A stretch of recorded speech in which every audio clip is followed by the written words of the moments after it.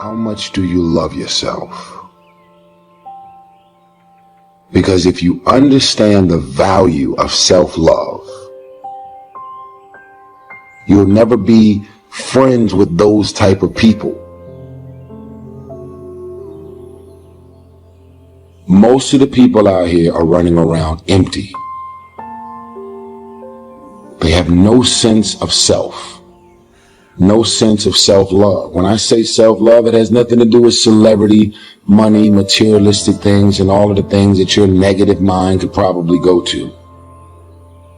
It has nothing to do with self-love. It has nothing to do with looks, nothing to do with cars and any of the superficial things that one would assume that could make you love yourself even more. It's a matter of knowing your value.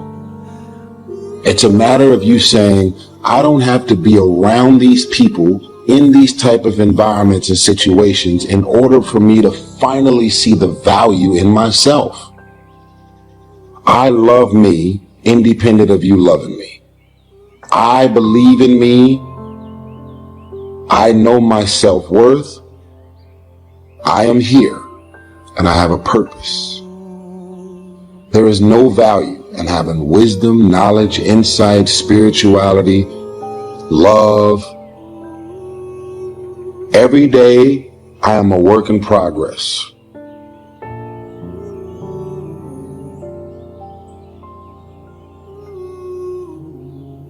A person who can forgive nothing is a person who's totally destroyed psychologically and emotionally.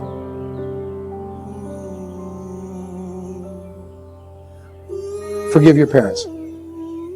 Forgive any relationship that you ever had that didn't work out. Forgive everyone else in your life that has ever hurt you in any way. Forgive yourself.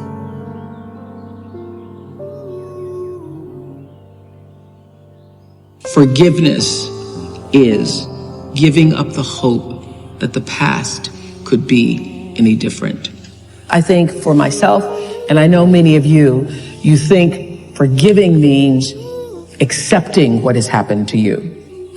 Well, it is accepting that it has happened to you. Not accepting that it was okay for it to happen. It is accepting that it has happened, and now what do I do about it? Forgiving is giving up the hope, not holding on, hoping, wishing that it could have been any other way than it actually was.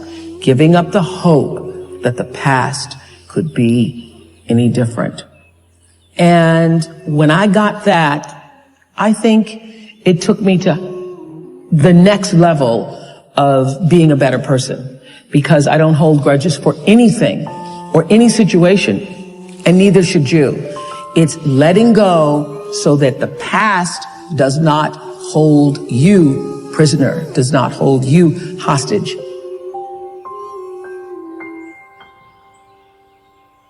See, life is cyclic. You're not, whatever experience you're having right now, it has not come to stay. It has come to pass. Not to stay, just to pass. It's just going through. The biggest challenge is to know what's happening. This is a part of this thing we call life. This too shall pass. And maintaining perspective, putting it in perspective. You have to be willing to break from the past to have the future you so desperately desire. You have to have the courage to allow yourself to honor the past as it was, to forgive those who need to be forgiven, to forgive yourself, and to acknowledge that everything led you to this point now. Everything. Let it go and begin to focus on developing myself. And I say to you, you're going to have people to do things to you. Things are going to happen to you. And the most important thing to do is to harness your will and let it go and move so you can grow, so you can get on with your life.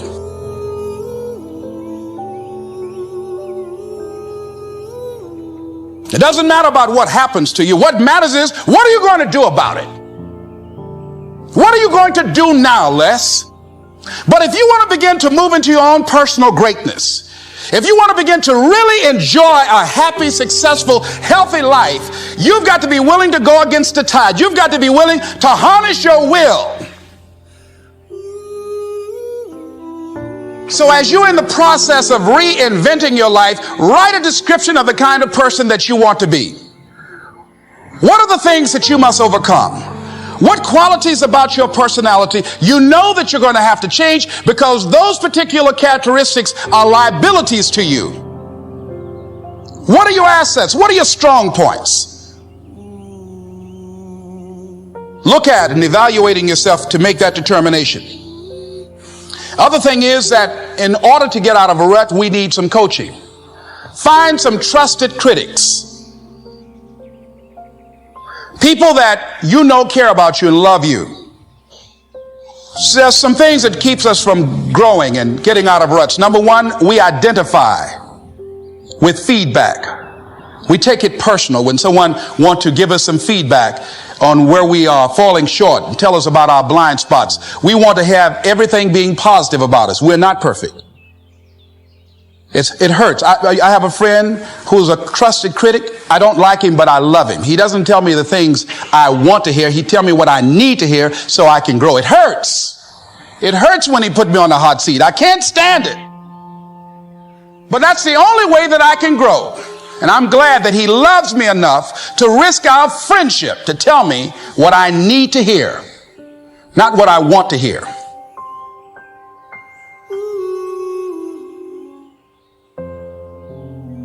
High performers are not dissatisfied strivers. They're not. They're happy. High performers are happier than their peers. We all believe that to get the top, it's going to be lonely at the top, and we all believe you have to grind and kill yourself to get there. Yeah. And that's completely wrong, and the data proves it worldwide, which is, I think, just overcoming a lot of people's biases about how you work today, because right now, especially today, like, you know, grind on social media is so popular. Or hustle. And by the way, none of the top 15% of high performers worldwide identify with those words. They literally don't. We asked them, we did a whole keyword analysis. Yep. This was actually pretty cool. And high performers explicitly say, these are the three driving feelings. If we said there was a high performance state, it's driven from these three things. Number one, full engagement. Yes. Number two, joy. Yes. And number three, confidence. Yes. That's what they relate with, okay? That's where it's coming from. It's a joyous journey, not a dissatisfied one. And I had this conversation in the book because I kind of maybe frame it this way. Each of these chapters opens with a vignette of somebody I worked with or a situation that I was in that demonstrated high performance. In this particular situation, I'm walking on a stage, thousands of people, after a very famous musician was out there and was telling the audience that that person's secret to success, remember, thousands of people, yes, their secret to that person, their whole speech, their secret to success was never settle. Never settle. Nothing is enough. Never settle. And never be satisfied. Never be satisfied. Always demand more. And I'm like, oh, my second slide, which was going to be on Jumbotrons in like 80-point text, was strive satisfied. I'm like, oh, I'm going to have to dispel this for all these thousands of people. I was totally freaked out. Yeah. But what I had to explain to people was not only the data, but it's this. If you're never satisfied, I mean, is it true that life is precious? If it's true that life is precious, and you could be gone tomorrow, do you really want to think, you know what, I just never felt fulfilled? I never allowed myself to have a moment of credit. I never allowed myself to have a moment of peace. I never allowed myself to look at that and say, good job. That's not the way to live life. Right. I think just at a spiritual level, it's a bad move. And this book doesn't really go into a lot of that. It's more about the science and the heart stuff. Mm-hmm. But I think it's really important that people realize your job is to strive satisfied. And if you strive satisfied more often, you will be more of a high performer. And if you never give yourself credit, you're always beating up on yourself, you're always thinking that's not perfect enough, then what's going to happen? Dissatisfied people burn out and they quit more often than satisfied strivers. So take joy in the moment, engage with what you're doing, allow credit and satisfaction and joy to come in. You can always be improving. Of course. But be improving joyfully. Yes. And if you're improving joyfully, then you're learning, you feel curious, you feel engaged, the joy is there, you'll get more confident because you're like, I'm gonna learn through this anyway, this is gonna be great. Because you know this thing is all over social media right now, like, grind, work, whatever. And I'm like, it's popular, and I see why that happens, and I see why it's catchy. It's just not scientifically valid.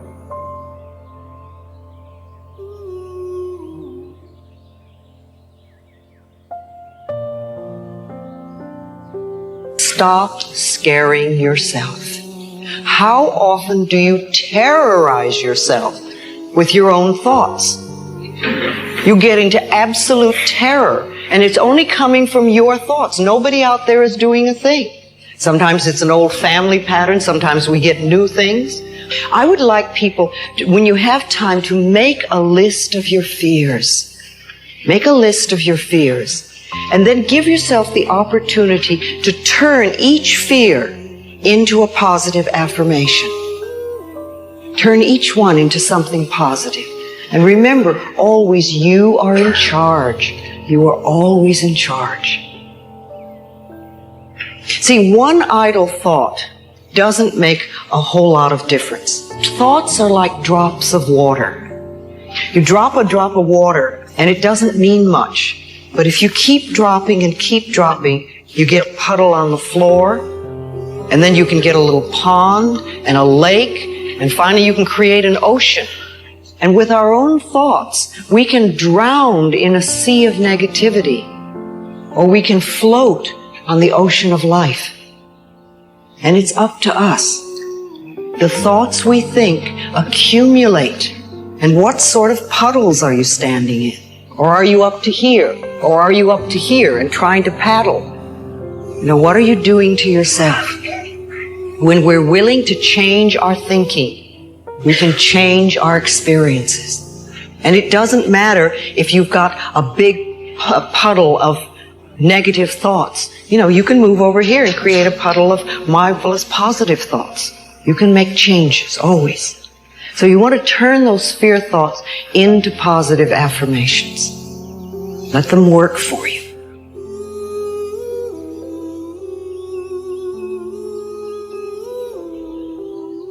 When we think we are unworthy, it means that for some reason we believe that we have to prove we have a right to our space on the planet, in life, as we are, being who we are. And that means that we will do all manner of wonderfulness to prove we deserve to be here. And usually, some of the common things are, we overcommit, overgive, we overdo, we over-excuse, we overcompensate, and we stay in difficult, desperate, hurtful, harmful situations much longer than it is wise or productive to do so.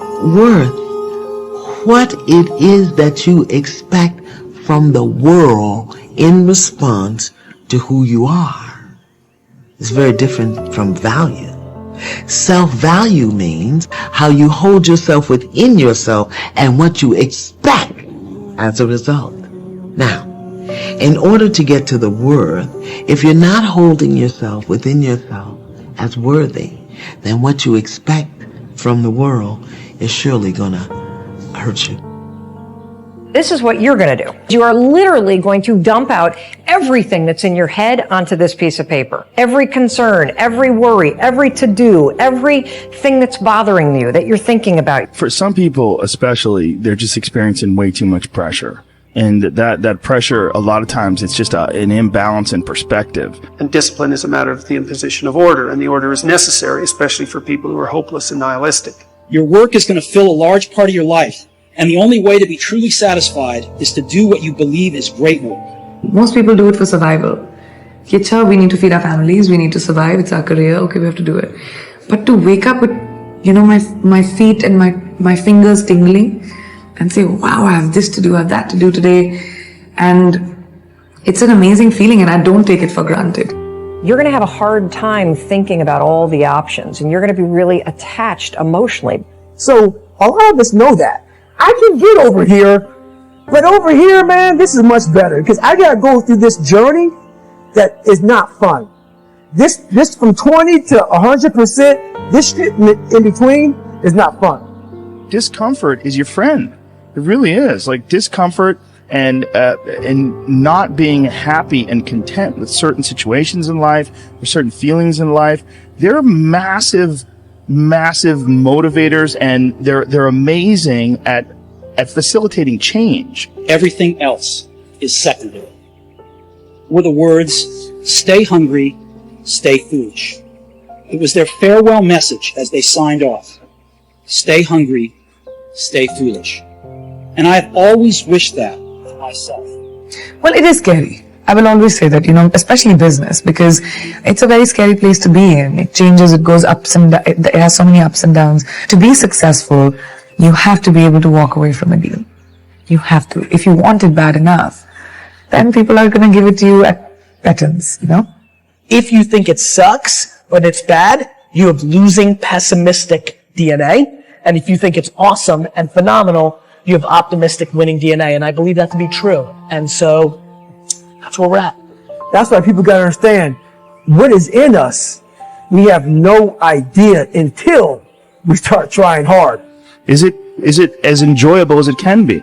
And we all know that there's a spectrum for that enjoyability. Like we've all had times in our life where it's not been so great. And then times in our life where everything came together like, what a fucking great day. Woo! Like, make more of those. And the discipline part, you don't hear a lot about. That's the things people do when nobody else sees. That's when you win.